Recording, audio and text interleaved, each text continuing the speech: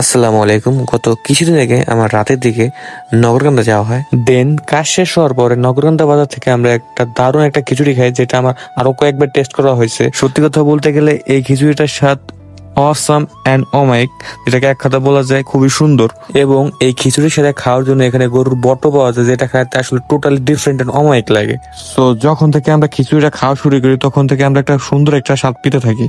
আর যখন আমরা এই গরুর বটের সাথে খিচুড়িটা মিক্সড করে খাওয়া শুরু করি ভাই, টেস্টটা পুরো টপ নোস একটা পর্যায়ে চলে যায়। ঠিক আছে, এই গরুর বটটা খিচুড়ির স্বাদ আরো দ্বিগুণ করে ফেলে, যেটা খাইতে খুবই অমায়িক লাগতেছিল।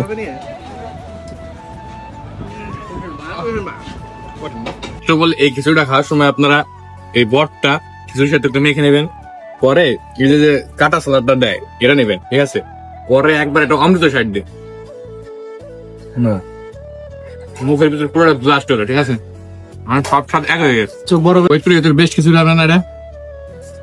আমার ওপিনিয়ন অবশ্যই। তোমার কাছে এটা কি ফরিদপুরে বেশ কিছু লাগবে না? অবশ্যই না।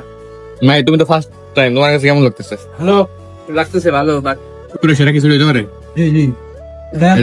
প্রিয় বড় ভাই সাকুল ভাই, কেমন লাগতেছে বলো? বড় ভাই, এর আগে গত শুক্রবার গেছিলাম ফরিদপুরে। সেটা হচ্ছে টেপা গুলো ভালো আছে এটা। জি, অনেক ভালো।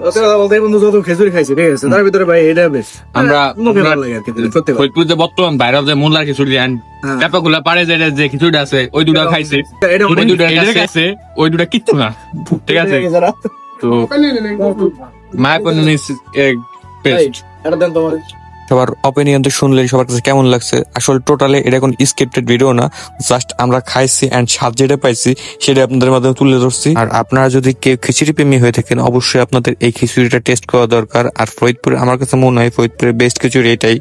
সো আপনারা আসতে পারেন। এন্ড লাস্টের দিকে আমরা এফএম সেন্টার থেকে একটা পিৎজা খাইছিলাম, যেটা আমাদের কাছে ভালোই লাগছিল, খারাপ না। সো আপনারা এটাও টেস্ট করতে পারেন। এন্ড সো সবাই ভালো থাকবেন, সুস্থ থাকবেন, এন্ড পরবর্তী ভিডিওর জন্য এই চ্যানেলটিকে সবাই সাবস্ক্রাইব করবেন। আসসালামু আলাইকুম।